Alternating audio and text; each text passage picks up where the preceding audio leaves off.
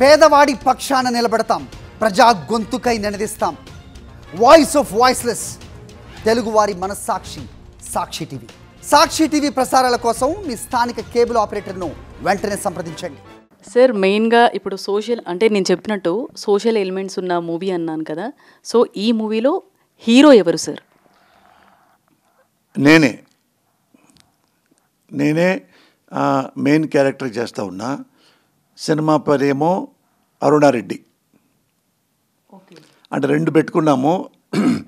ఒకటేమో అరుణారెడ్డి, ఇంకోటేమో ఆపరేషన్ అరుణారెడ్డి. ఇది అంటే నేను 100 సినిమాలు రాశాను కదా. నేను రాసిన దాంట్లో ఇది one of the best story. అంటే ఇందులో మీకు బెస్ట్ స్టోరీ కనపడుద్ది, బెస్ట్ డైలాగ్స్ ఇందులో ఉంటాయి, బెస్ట్ స్క్రీన్ ప్లే. నేను చానాళ్ళ తర్వాత కలం పట్టుకొని రాసింది.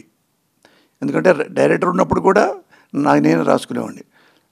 అంతలో మానేలా రైటర్గా వదిలేసినప్పుడు నా డైరెక్షన్ అనుకోండి, ఆపరేషన్ దుర్యోధనకి నేనే కథా మాటలు స్కిల్ ప్లే డైరెక్షన్, అలాగే శ్రవణ మాసానికి, అలాగే మిగతా సినిమాలు కూడా రాజావారి చేపల చెరువుకి అన్నీ నేనే కథా మాటలు స్కిల్ ప్లే రాసుకుంటా. ఆ తర్వాత మెంటల్ కృష్ణ తర్వాత అందరు ఆర్టిస్ట్గా అడిగారు. అట్లా 500 దాకా చేశాను. కామెడీ మీకు తెలుసుగా అంజలి, కామెడీ కానీ సీరియస్ కానీ ఏ క్యారెక్టర్ అయినా నేను చేస్తా.